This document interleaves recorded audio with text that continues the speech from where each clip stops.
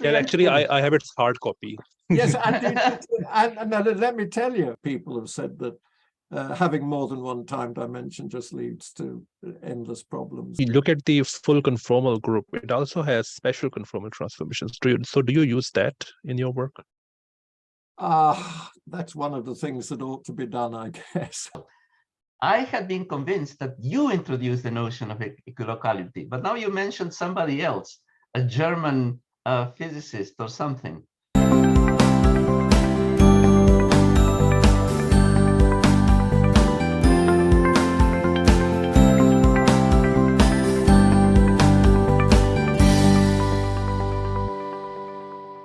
The following is a conversation with Dr. Julian Barber. He is a physicist who has been working on the nature of time for most of his life. I decided to do this podcast because I'm working on a side project with a professor whose name is Ariel, and that particular project uses some of the ideas from Dr. Julian Barber. Therefore, Ariel is my co-host in this podcast. In this episode, Ariel and Barber ended up having discussions on various different subjects, and I was very interested to listen to their detailed discussion on various different topics. In the end, however, I did talk to Dr. Julian Barber about some of the topics that I wanted to talk about. So I hope that you enjoy this episode and you give us your feedback as well. Thank you. Welcome to FEMAT's podcast. Today, our guest is Dr. Julian Barber, who is a physicist, and he has done a lot of work on the nature of time, and he has very interesting ideas that we want to talk about today. So let's start by, the best matching principle, and that, actually we are also using in our, in my work with Ariel as well. So for the audience, can you describe in a few words that what is the idea behind the best matching principle and how did you come up with it? The basic idea, well, it goes back to criticisms of Leibniz and Ernst Mach of Newton's concepts of absolute space and time, where Newton said that position is defined with respect to completely invisible absolute space. And both Leibniz, who was Newton's contemporary, and Mach much later said, no, that's nonsense. Position is always defined relative to something else. I mean, it's perfectly clear we only find our way around in the world by seeing objects that we recognize and so on. So then the question is, how do you define position, and above all, change of position? So this was a problem which Newton quite clearly recognized. So he was reacting to Descartes. Descartes, for reasons I won't go into, had said that motion is relative, and that one of the ways he said it was relative was that the position of any one object is defined relative to all the other objects in the universe. And Descartes assumed that there were infinitely many bodies in the universe. And Newton reacted to this and said, no, this is not a basis for defining motion mathematically and physically. He said, because suppose I identify some point now, and I can say that, yes, relative to all the other objects in the universe, at least I can imagine I'm doing that. But how can I say that the point I'm looking at now is the same as that point had an existence sometime in the past? Because all of the reference points will have changed, and you cannot say which is the same point. And the German relativist Jürgen Ehlers coined the useful expression equilocality. How can you identify the same point at different times if you're using relational ideas that position is defined relative to other objects, and if all the other objects are moving relative to each other?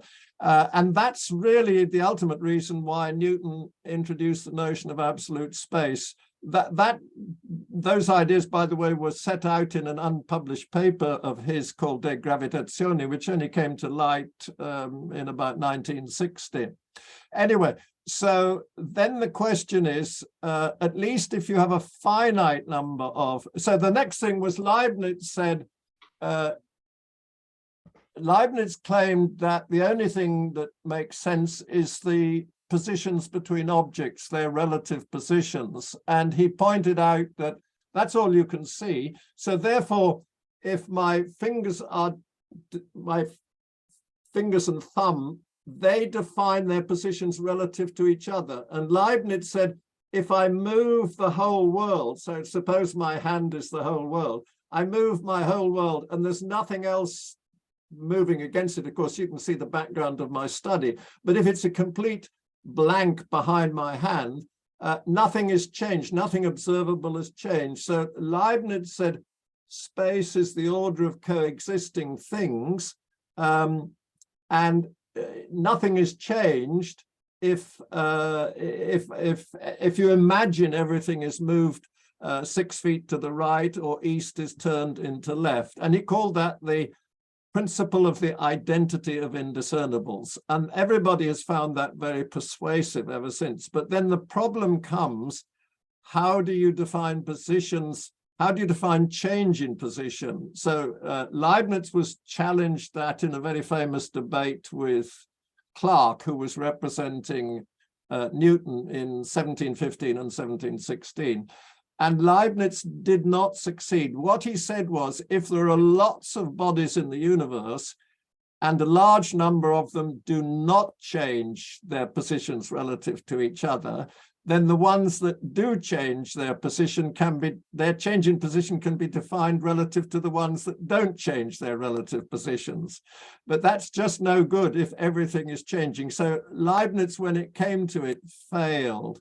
So now the idea that my collaborator Bertotti and I came up with is what we call best matching. And it really is using Leibniz's idea of moving the whole world, but not relative to an invisible absolute space, but in your mind's eye, relative to the world at a previous instant, just a little bit before. So basically, the idea is, is the following. Suppose that my fingers are not, the fingers on my two hands are not the same length.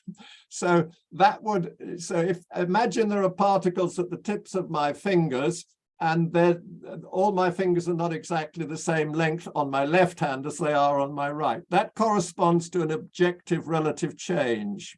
So now how can I say how much the things have changed from my right hand to my left hand? Well, what I can do is put my left hand on top of my right hand and try and move it in. So if I put it down anywhere, my index finger, which is, I'm wiggling my index finger now, so my index finger will not lie on top of itself in the earlier position. And then that will indicate that the tip of my index finger has moved a certain distance. So let us take that distance and square it and multiply by the mass that is at the tip of my little finger, my index finger. And we'll do that for all my forefingers and my thumb. And then I add them all up and I take the square root of that quantity. So that is, so to speak, a measure of the mismatch between the previous state and the current state, because the state has changed. The present state there's relative changes have happened. But now that quantity is positive definite, and it must have a minimum. There must be a position where that quantity is minimized. So now I'm going to do Leibniz's idea of moving the whole universe around, but not relative to absolute space, but relative to its previous position, of which, so to speak, I have a record. And then when I've got that to an absolute minimum, then I say, this is how much the world has changed. And that's very interesting, because what that comes down to is, you'll see I'm moving really my left hand relative to my right. I'm using the rotation group, the Euclidean rotation group, to do that. And this is what actually puts angular momentum into initial data in Newtonian dynamics. If I just tell you what are the separations between the particles at one instant and at a later instant, that tells you how much the relative separations have changed, but it doesn't, in Newtonian terms, give you any information about how much they are rotated relative to each other. And that means that there's invisible angular momentum in the system. And this is what is eliminated by best matching, that you get vanishing angular momentum. So this is basically one of the two, I would say it's the main result of what Bertotti and I did back in 1982 in our paper. The title was Mach's Principle and the Structure of Dynamical Theories. So, and Bertotti very soon recognized that this is actually what's going on in gauge theory, although in their engaged theory, it's with respect to an internal degree of freedom, not a spatial degree of freedom, but the same group theoretical process is at work. So that's the idea. Now, in addition, you can also... May I ask a couple of questions before Of course. Before I forget. You mentioned the notion of equilocality. Yes. Attributing or giving a name to a concept is absolutely crucial for the purposes of thinking, of reasoning. So names are absolutely crucial. I had been convinced that you introduced the notion of equilocality, but now you mentioned somebody else, a German physicist or something. Yes. How old then is the concept of equilocality?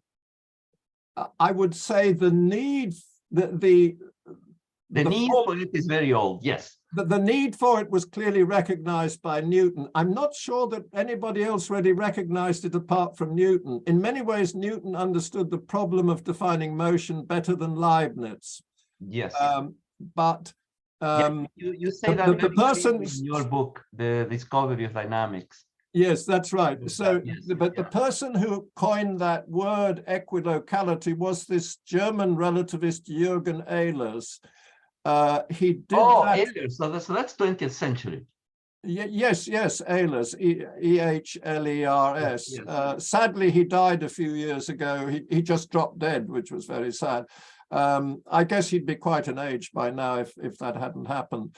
But it was a very useful thing. So I put that in my texts, and you're quite right. I think it's a very valuable concept, and it just shows in a way what a smart guy Newton was to recognize the need for it. It's not his word. The coining is Jürgen's, but I think it's fair to say that the idea of best matching, which well, basically, it was my idea, but only qualitatively. The precise mathematical formulation of it is the work of my collaborator, Bertotti. But that was the way to do it. But importantly, with particles, you can do it because there's a finite number of particles. Now, interestingly, in general relativity, for a spatially closed universe, it works as well, yes, where you're still using group theory, but you're not only using the rotation group, you're using a generalization of the rotation and translation group, and also the conformal group scaling. So it's a very sophisticated process in general relativity, but it is basically using the same idea of best matching. Okay, so I had another related question to this. The criterion for figuring out the mismatch ends up being the kinetic metric introduced sometime in the late 19th century by Hertz. Yes. So it's actually very interesting that the use of a metric that comes from inspired by kinetic energy. But what's actually interesting, and this is one of the ideas that was very important for me personally, is that if there is a possibility of deriving quantum mechanics from a completely different approach, the approach that I call entropic dynamics, in which one can derive the kinetic metric purely from information geometry. So this is what's very interesting, is that that's exactly what you're using as a criterion for best matching. Yeah. But this is being done in a quantum mechanical context. So that's why our interest with Hassan has been how much can we actually redo all of these best matching procedures or ideas, use them, develop them in a context that immediately leads to quantum mechanics without having to go through first formulating the classical theory and then quantizing, just straight to quantum mechanics. Yes. Well, now this is very interesting, Ariel, because my collaborators and I, we've come up now with a really radical idea about quantum mechanics, and let me run it past you. Okay. Which is if you. So first of all, let me define shape space. So this is for a finite number of particles. It's all possible shapes and their mass ratios define shape space.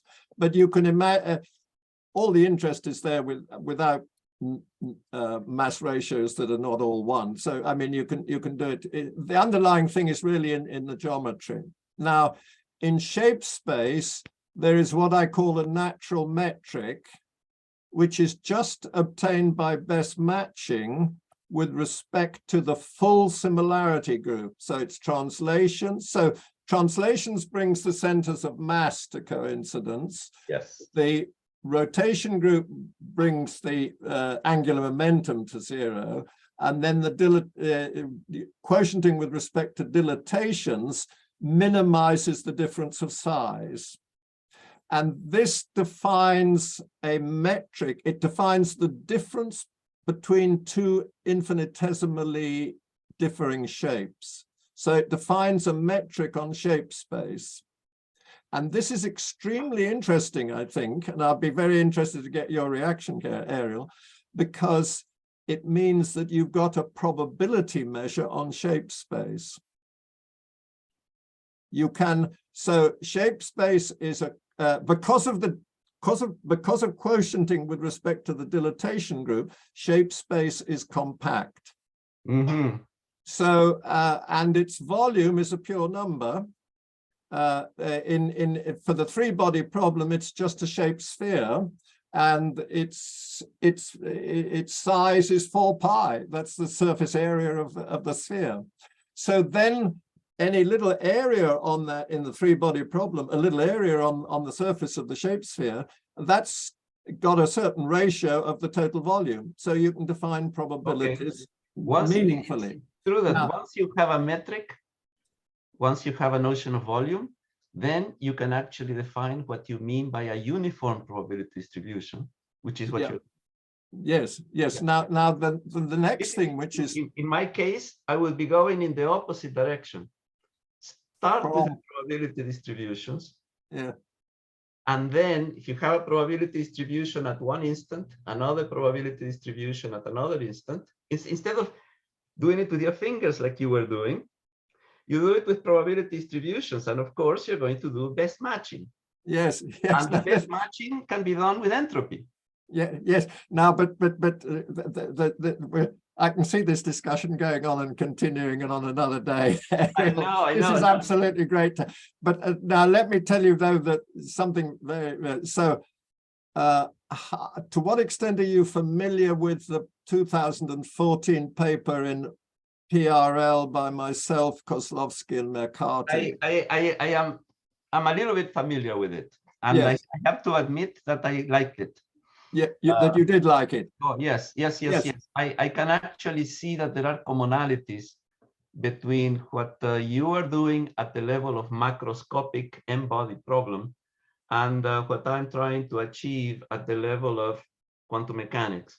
Yes. Now instead of matching particles or best matching particles, best matching probability distribution. Yes. Am I right in thinking you were already doing that when we interacted? A sort of absolutely. Yes. You met me when that was a very, very primitive version of entropic dynamics. Since then, it's improved tremendously, and we can do things such as justify the presence of complex numbers, derive that the theory is linear, There is a superposition principle, solve the measurement problem, even tackle problems in gravity. So it's evolved a whole lot.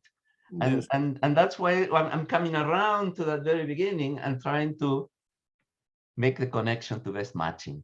Yes, yes. Now, but I'll tell you what, we've got something which, so the key thing for me, well, let me make one observation. Have you seen my book, The Janus Point, or The Janus Point? Yes, I own it. Yes. Yes. And Get have the you royalties from me. have you read it? I read the first half.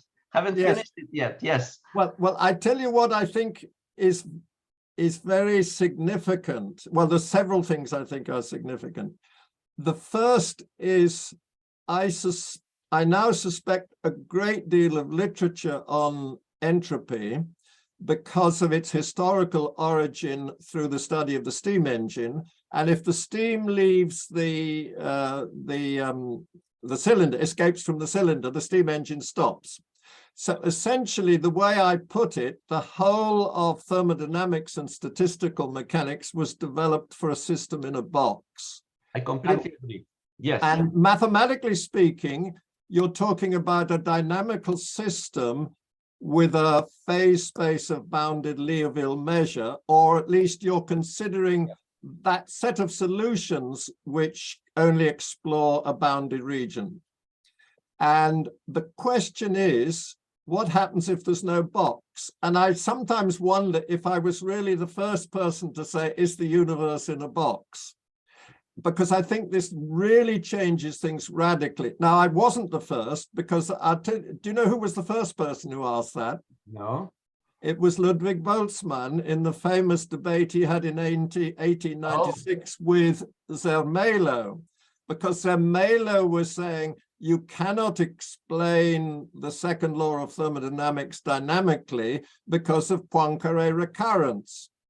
And there are two conditions for Poincaré recurrence to happen. One is on the dynamics. Well, it'll happen if it's Hamiltonian, but it doesn't even have to be Hamiltonian. But there's a definite condition on the form of the dynamical law.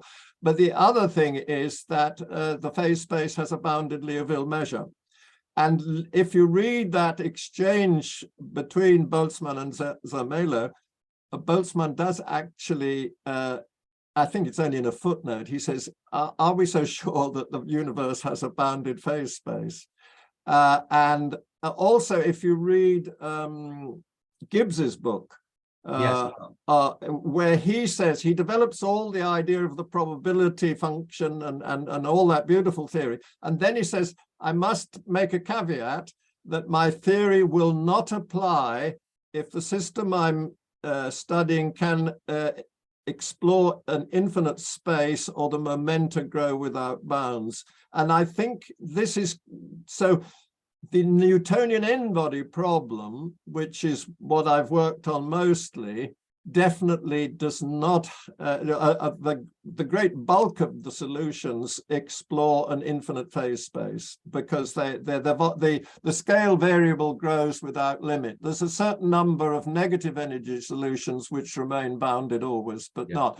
So I think, so this is, first of all, a big significant change. Now, I agree. And I think that what I would add to that is that it is very, very implicit in the work of Clausius and then Boltzmann and then Gibbs that, and this has been very, very emphasized by Ed James, that the entropy of Clausius, thermodynamic entropy, only really applies to equilibrium systems. Yes. And obviously, if you have the universe is not in equilibrium. Yes. And therefore, the whole thing just does not apply. It is not that the entropy of the universe does not increase. Is that you don't even define the entropy of the universe. Well, we're in total agreement. Yes, I'm more and more. That's quite clear to me. But let me go on, because so the thing about the thing that grew, well, from our PRL paper in 2014 onwards, we concentrated more and more on what n-body specialists call the shape potential. The shape potential is the Newton gravitational potential made scale invariant by multiplying it by the root mean square length, or that's also that's identically equal to what the n-body people call the center of mass moment of inertia. So it's called complexity, right? Well, that's what we call complexity. The n-body specialists call it either the shape potential or the normalized Newton potential. And it is actually, if you regard the n-body problem as giving you a model of the whole universe, it is actually what governs it. It's got to, if you think about it. And in fact, there's, I don't know, are you at all familiar with these very fascinating things called total collisions or parabolic escape? Not at all, not at all. No. Well, these are by far the most interesting things in the n-body problem. And so basically, one should be thinking about, if one's thinking about a model of the universe using the n-body problem, it's the shape potential that one should use. And it's this quantity which grows secularly in every micro solution. It's nothing, I mean, I'm having an ongoing dispute with Carlo Rovelli, who says that you can only explain the arrow of time statistically. It's the behavior of a Gibbs ensemble, he says. But in fact, our 2014 paper shows that there's an arrow of time in every micro solution, in every solution. But first, if I may interrupt. Yeah, of course. Gibbs ensembles are equilibrium situations. I guess, yes, probably. They are. So clearly irrelevant for situations of non-equilibrium. Yeah, I'll take that on board, Ariel.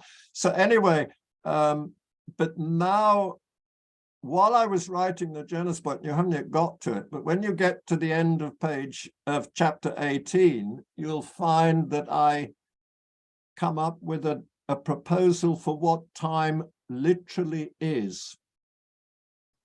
And I say that every shape has a time which is literally its shape potential. Mm-hmm. And so this is a very traditional approach in quantum gravity ever since the Wheeler-DeWitt equation was formulated, where people said, you've got a static wave function, how are we going to recover the notion of passage of time? So people said there must be some internal time. So people proposed things like the volume of the universe or the rate of change of the volume of the universe. Hawking did that. I regard that as very unsatisfactory because it's a dimensionful quantity. I mean, you know, it wasn't very good. But very much in that spirit, I suggested that one should identify as an internal time the complexity, so the shape potential. And then that becomes what my collaborator Kozlowski says, the date stamp. It's like the date on a coin when it was minted. And in fact, then the complexity in general has an absolute minimum, a unique shape, which is the most uniform shape that the n-body system can have, if it's the universe. And that is just a unique one. And then there are, above that, you have what we call isocomplexity surfaces in shape space. These are all the shapes that have the same value of the complexity. So you go from just one single one at the absolute minimum, and then you immediately jump to infinitely many. Now, in the book, if you get to the end of chapter 18, you'll see I propose a time-dependent Schrödinger equation, which does not contain a Planck constant, because it can't, because it's going to be it's going to be scale invariant. And it otherwise looks just like the time-dependent Schrödinger equation, but it's defined on shape space. So what I envisaged was a wave function which involves over shape space. And I immediately came to the conclusion that it would have a unique solution.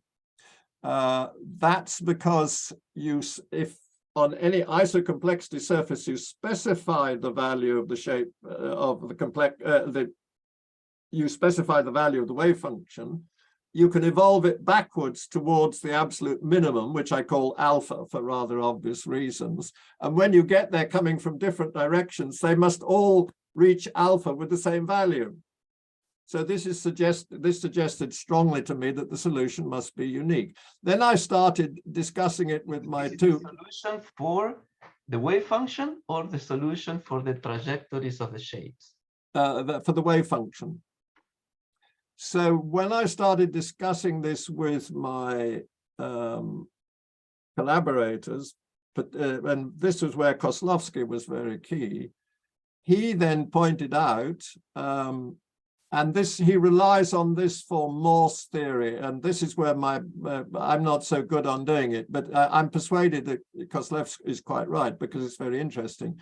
He said that actually there's going to be a solution where on every isocomplexity surface, the wave function has the same value. It's just a constant value on every isocomplexity surface. And then he immediately said, this does not mean that it's a trivial theory, precisely because there is a probability measure on shape space. So this means that there are some shapes that are more probable than others, and in fact, I've got an illustration of this just with the three-body problem. So you only need two pure numbers to define a triangle shape. So if you specify the complexity, then and on the shape sphere, you can plot the contours of the complexity, and then you can also plot the contours of the shapes for which the most acute angle has a given value. And this was done by a group of students with whom I've been interacting in California. And in fact, they showed that there was a stretch where we call this most acute angle the shardicity, like a shard, a point, where the shardicity ran almost parallel to the complexity value, the contour. So this meant that if I give you the complexity, you can make quantum type predictions of what the shardicity will be. And altogether, so basically what we get, what exists on shape space is essentially the Born density without any wave function and without any, so basically the wave function is redundant. You get a Born density for defining probabilities of shapes at a given value of the complexity. Is there a phase to these wave functions? No. But what we think we may be able to get, so basically from a given shape, you can either go in the isocomplexity surface where the complexity doesn't change, or you can go orthogonal to it. Now, at this point,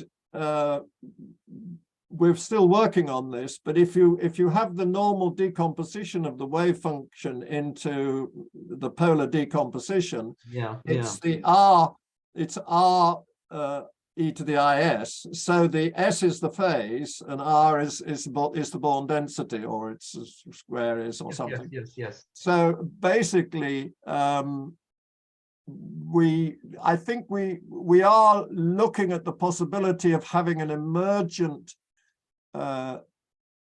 time-dependent Schrödinger equation where we consider just a small part of a small region, and we would say that there's a spatial frame of reference defined by the shape as a whole, and then we're looking that's defining our spatial frame of reference. And then because the S in the polar decomposition, that's actually the action going forwards.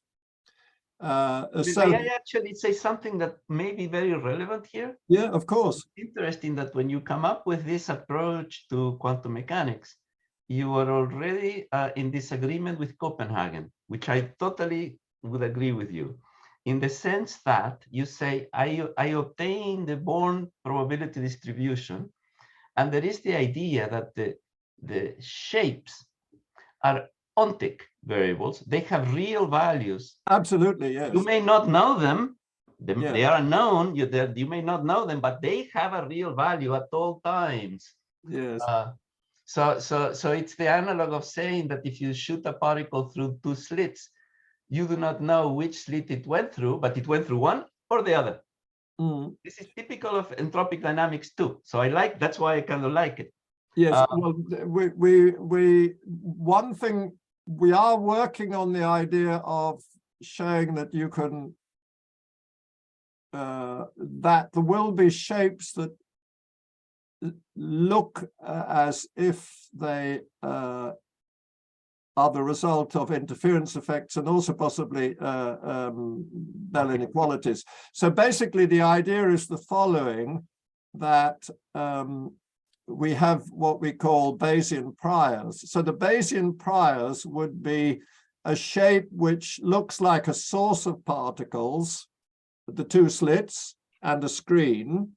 Those would, and the screen would be in a metastable state. I mean, it's very important that all quantum phenomena that are observed, these discrete ones, even when now I understand a photon can trigger something in my eye, just a single photon, yeah.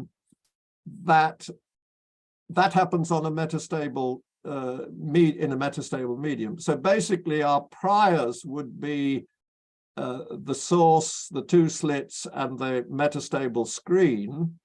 And then we would say, so that defines a value of the complexity. And then we would add it's one of our things to do, we would just add another particle and say, where is it likely to land? Where is the probability going to be greatest? And in fact, you don't even have to have a large number of particles at one place, because of course the two slit experiment, you can do 1,000 at different places all over the world and just pick up one point where it lands, and then you bring them all together and you find you still get the interference fringes.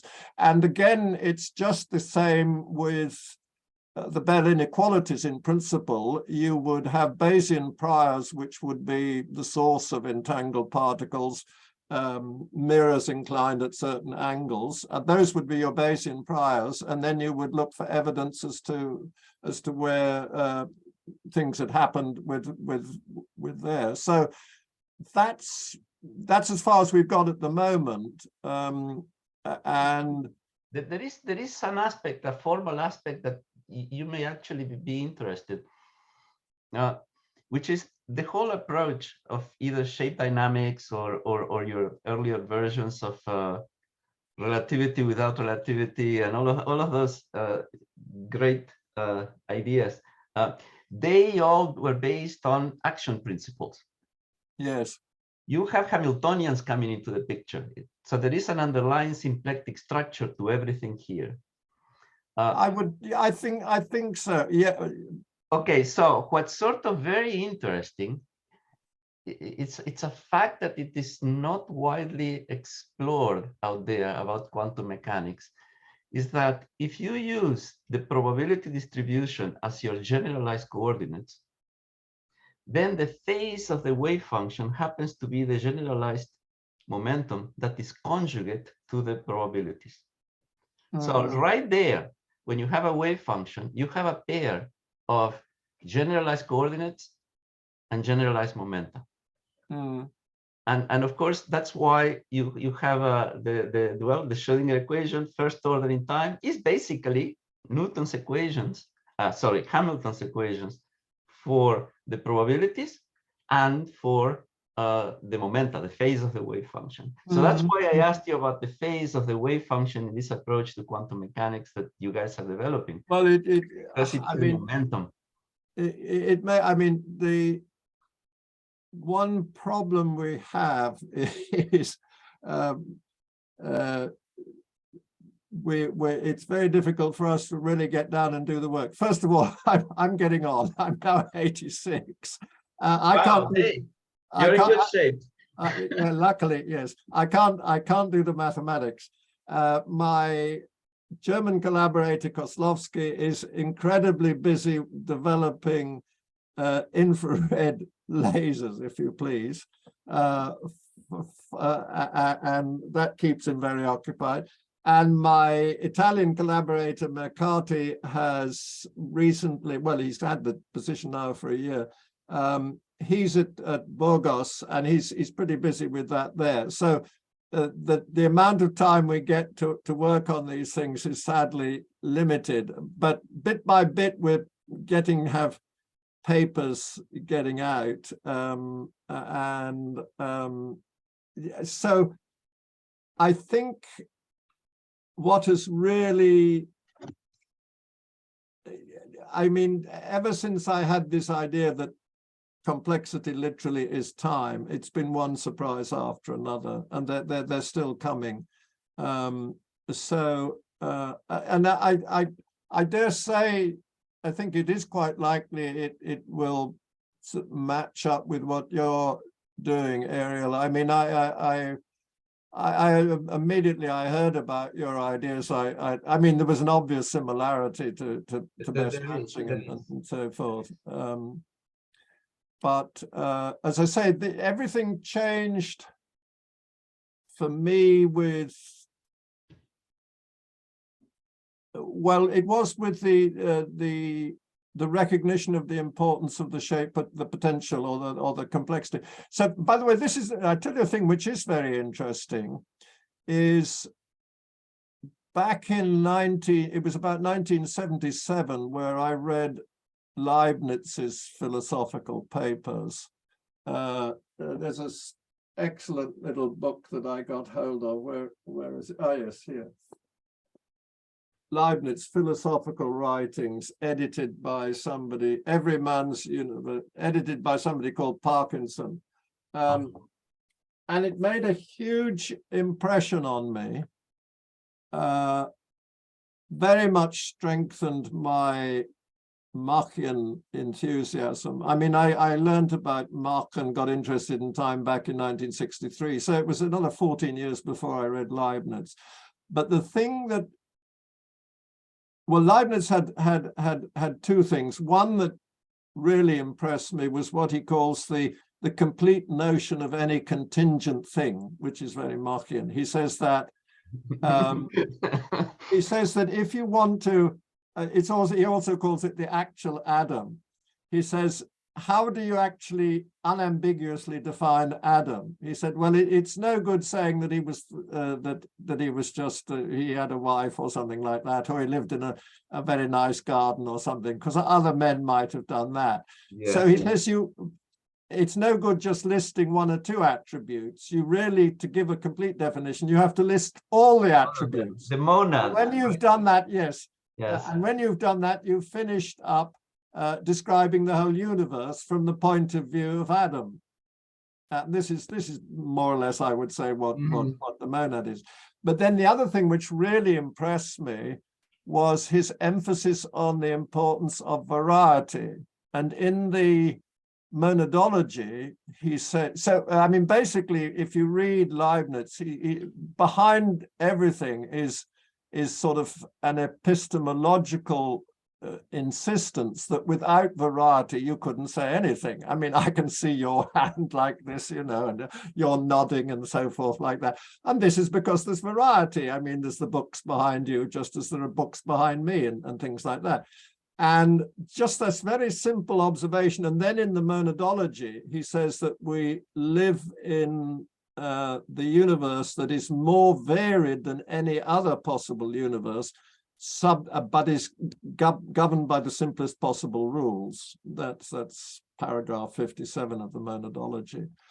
And that greatly influenced me. And then I passed that on to Lee Smolin, and we sort of developed some idea of that. So there was always at the back of my mind, but after a while, I began to think the ideas that Lee and I had developed weren't really going to do the trick. But I always had my eye open for something that would be a measure of variety. And it's almost, I've been very lucky interacting with N-body specialists at the observatory in Paris. And it was about 11, 12 years ago, I was talking to one of them, and I'd been introduced to the shape potential by the N-body specialists. And I was saying to him, do you think that this could be something which could serve as a measure of variety?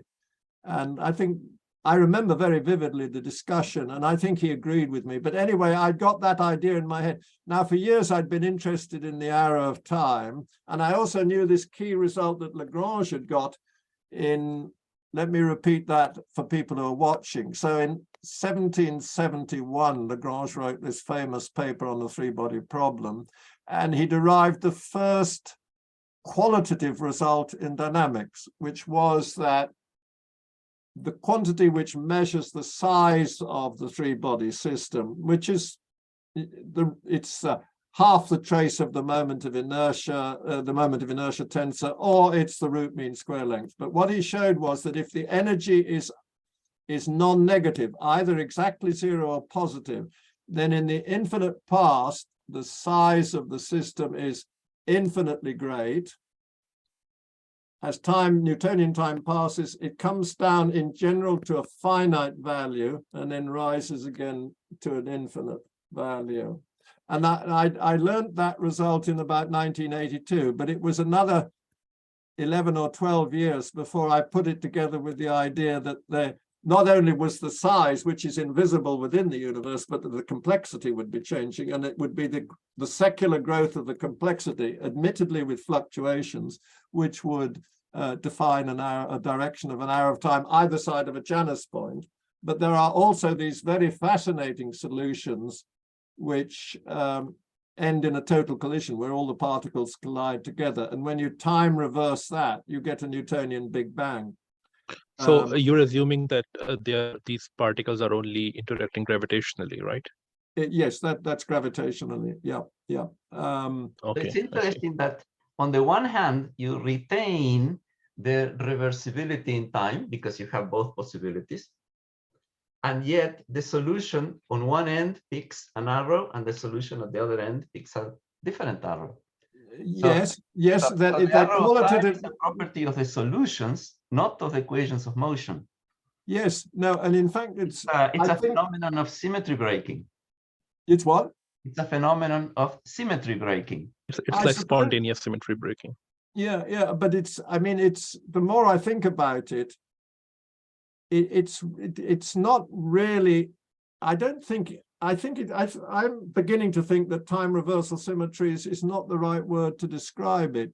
It's actually velocity reversal at one point. Absolutely. And the reason why you can go back and you just pass through exactly the same configurations or the same shapes is because there's no friction terms in the equations. It's just there's no first order time derivatives. It's all purely second order time derivatives.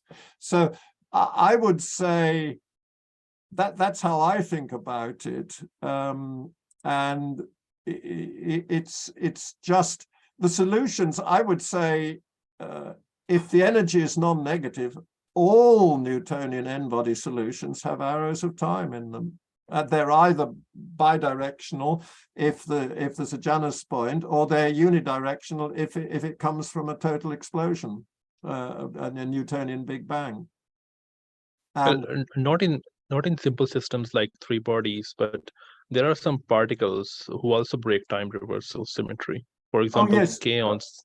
Oh yes. Now we haven't got around to coping with them, Hassan. You're quite right. Yeah. Obviously they do. Yes. No. I mean. And these, I mean, there's so many things we could do, but I do think, see, the other thing which is very nice about that, which we didn't fully, that came in one of our later papers, which about where we introduced the notion of entaxy. So when you have these, either when it's just a total explosion, a Newtonian Big Bang, or when you've got a Janus point, there's a master arrow of time, which is the secular growth of the complexity. But what is happening, what that's secular growth is telling you that there are subsystems which are forming and becoming effectively isolated. And those subsystems have a birth and a death. And while they exist, they are virialized to a better or lesser degree. And my general notion of a thermodynamic system is that it's one that is confined for some reason, either by it's in a laboratory or it's self-confined like a star is or a galaxy is, and it's virialized.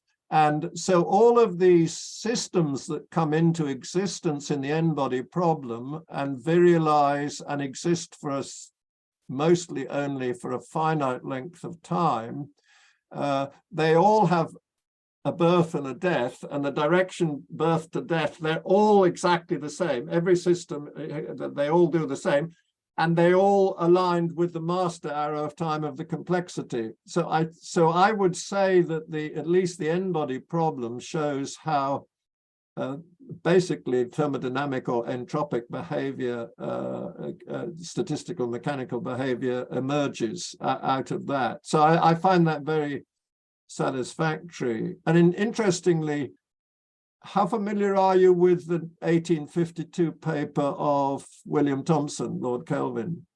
Not at all.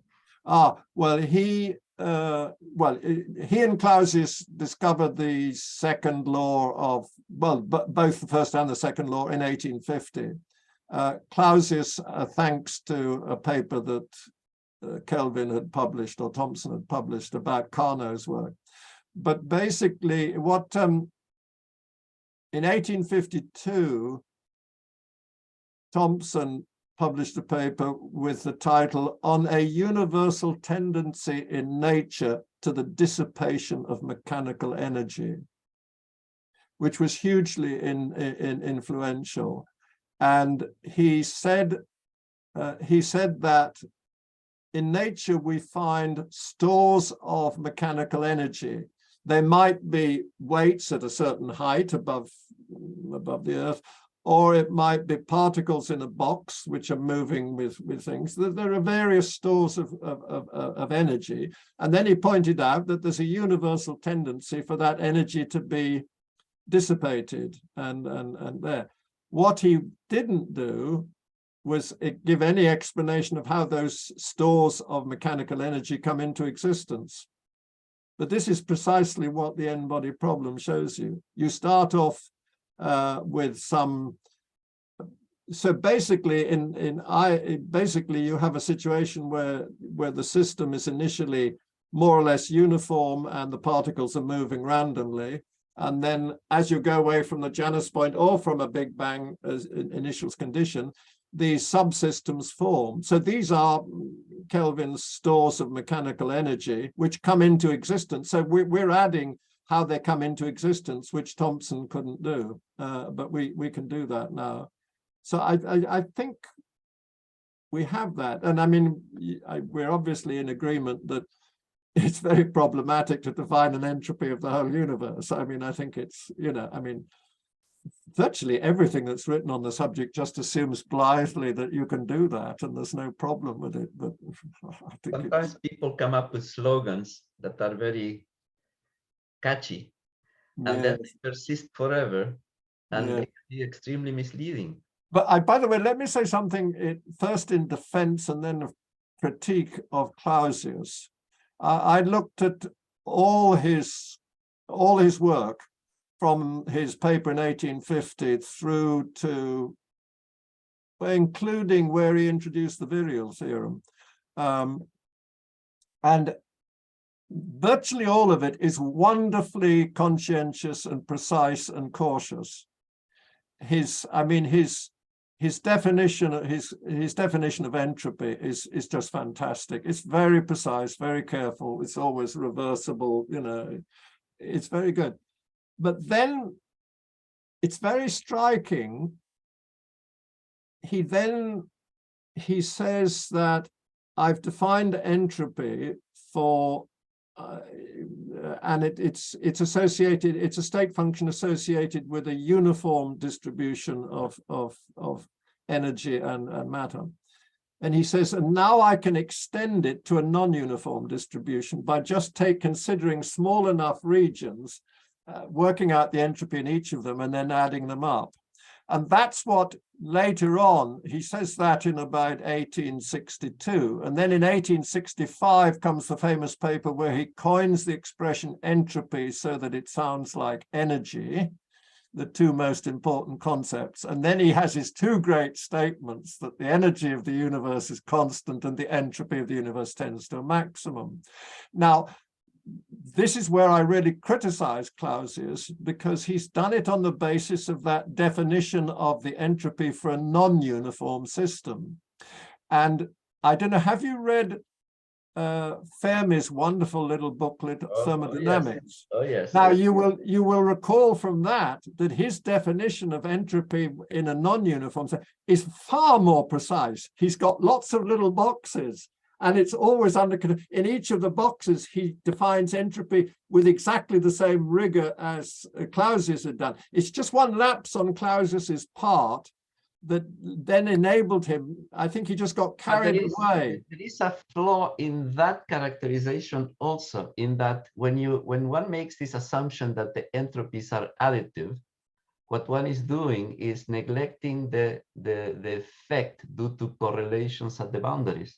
Oh, yes, yes. So for any system that has long-range interactions, you can do that. And that includes gravity. Yes, I tell you what, I mean, I completely agree. But the other thing is, particularly when you mentioned long-range interactions, I'm very skeptical of this stuff that Roger Penrose does, where he talks about calculating the entropy of the whole universe by adding up the entropies of black holes. Well, I think that's probably, I think the evidence that black holes have entropy looks fairly good. At least it's got to be taken very seriously. But if you can just add them up, that seems to me very, very questionable. I mean, because it assumes there's no that they're statistically independent what's going on in them, particularly if best matching is really governing what's happening in general relativity. So basically, these best matching constraints in electrodynamics, instead of having a global constraint like the vanishing of the angular momentum, you have a local constraint at each space point, which is that the divergence of the electric field vanishes. So, I mean, so far as I can see, the whole universe is incredibly correlated the whole way, all over the thing. So I think this throws a huge question mark. I tend to forgive people who make assertions like that on the basis that, look, we're doing what we can with the incredible amount of ignorance we have at this moment, right? It's until people come up with a better model, then we don't even know what those assertions might actually mean. The entropy, for example, here is one. We say the entropy. Well, that's a little bit of a problem too, because the entropy, there is no such thing as the entropy of the system. Yeah, of course. Depending on which description you use for the system, which degrees of freedom you're interested in, you can. Oh, absolutely, yes. Yeah, there's a very nice paper by Janes on that, isn't there? Absolutely, yes. So that's a big problem with the entropy of a black hole. We know how to compute an entropy for a black hole, but we do not even know what the actual degrees of freedom that we're being uncertain about. That's a little bit of a problem. So I wanted your perspectives on some of the other approaches to study time. I'm sure you know all of these approaches already, but I'll just summarize them in some words for the audience. So I'm sure you know about this approach that Tim Maudlin uses. He thinks that the mathematics that was used to describe space, which is differential geometry and Riemannian geometry, is not suitable to describe time, because he thinks that time is something that has an inherent direction. So what do you think about that particular approach? I think it's completely impossible. I mean, I know Tim well, and I mean, I think a lot of things that Tim does are good. I mean, in many ways he's a good philosopher, but I think it's just untenable. I mean, I mean, he was talking about that. I was at a workshop in Germany in the summer when he was talking about it. It's just, I mean, we experience change. We see things change. That's, I mean, as Mach said, it's utterly impossible to measure the changes of things by time. Quite the contrary, time is an abstraction at which we arrive by means of the changes of things. And this is through ephemeris time. This is in that paper of mine with Bertotti. I mean, it's, I would say dynamics of some sort comes first. I mean, there may be question marks when we really go forward. I mean, a little bit along the lines of what we were already saying earlier in the thing. So no, I find it, I find it untenable. Okay. And I'm pretty sure that you also know about this one. So there is this approach by this physicist called Itzhak Bars. I think he's also a string theorist. So he has this approach where he says that if you assume that space is not 3 + 1 dimensional, but 3 + 2 dimensional, so he thinks that there are 2 times. And then he describes dynamics as shadows on 3 + 1 dimensional universe. So what do you think about that? Right? Because okay, so I've never looked at, all I would say of that is that I've just seen that people have said that having more than one time dimension just leads to endless problems, that you can't do it consistently. So I haven't attempted to do that. I mean, for me, I mean, it's probably dangerous. I feel basically the way that I think about time seems to me to be reflected very largely in general. I'm not entirely happy with the way general relativity is represented, but basically general relativity seems to be such an incredibly successful theory. I have a feeling that I can understand how time works in general relativity. I would say that general relativity explains it. I think Einstein did one thing wrong, which was to say that Minkowski spacetime must hold infinitesimally, and that's his founding principle. I would say that that is something that has to be explained. And you can, the relativity without relativity paper with my other 2 collaborators, that really shows how general relativity emerges, and including the Minkowski space locally. But I mean, I see no reason to challenge general relativity, and I think within that framework, there's a fairly good way of understanding time. I see. One more thing that I wanted to ask is that, so you use, conformal transformations in your work, right? And you use, translations, rotations, and you also use scale transformations. Yeah. But if you look at the full conformal group, it also has special conformal transformations. Do you use that in your work? That's one of the things that ought to be done, I guess. Okay, I see. Yeah, but I mean, I will say I was incredibly lucky, first of all, to get to know Jimmy York, and I spent 6 weeks with him in Chapel Hill in North Carolina in the fall of 1982. And then he recommended that I should try and interact with his first PhD student, Nilo Muraku, the Irishman, with whom I then interacted for 10 years. And for me, the dynamical core of general relativity is actually in the solution of the initial value problem, which by the method that York and Muraku derived. So I would say that what's called the Lishnerevich-York equation is actually, for me, the fundamental equation in general relativity, and puts it in a completely different perspective. I see no reason to doubt general relativity at the moment, but I would argue that it should be looked at in a different way. Or I think there's a case for it. Certainly, if we assume that space is spatially closed, then I think there's an awful lot to be said of looking at it through the initial value problem. I see. So one more thing that I wanted to actually add to this is that I actually got interested in this project, especially the shape dynamics thing, because it uses conformal transformations. And I don't think that I've told you about my background. I actually work on string theory. Yeah. So this thing that I'm working with Ariel on, is a side project that I'm doing. So, Yeah. string theory uses conformal transformations very heavily. And that's Yeah. why I got very interested in this project, because, we also use conformal field theory. So do you have any, do you see that conformal field theory can be of any help in shape dynamics or no? Well, I would say I'm pretty ignorant on it. I mean, I've recently learned a bit about CFT anti-de Sitter, and I heard a very clear lecture by Ted Jacobson about that, but the more I heard it, the more I got worried, because it does seem, I mean, this sort of boundary in anti-de Sitter space, time-like boundary, is it really there, and so forth. So after, in the questions to Ted, I said, as someone who believes in Mach's principle, I rather like the idea that the universe is spatially closed, and I feel a little bit worried about this strange boundary out there. And he said, well, actually, to be absolutely honest, this is just a crutch.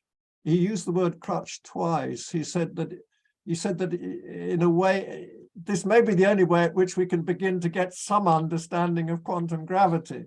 So I have to say, at that stage, I began to be a little bit doubtful about it, but I have to admit I know very little about. I mean, I basically like the idea of string theory, of uniting all the forces in a way there. That has always seemed to me to make sense, but I've never gone into it in any full detail to really feel that I could pass any judgment on it. Actually, I shared about this. I shared the news that I'm working on this side project on to my social media, and one of the people who I talk to many a times on social media, he's also a string theorist, who he actually pointed to me about this paper written by someone named Grib and some other people. Oh, so that Sean was very Grib. interesting. Yeah. And that was interesting to me because he was doing a holographic principle using shape dynamics. And I was like, oh, okay, that's very interesting, because holographic principle is something that we study on a daily basis, right?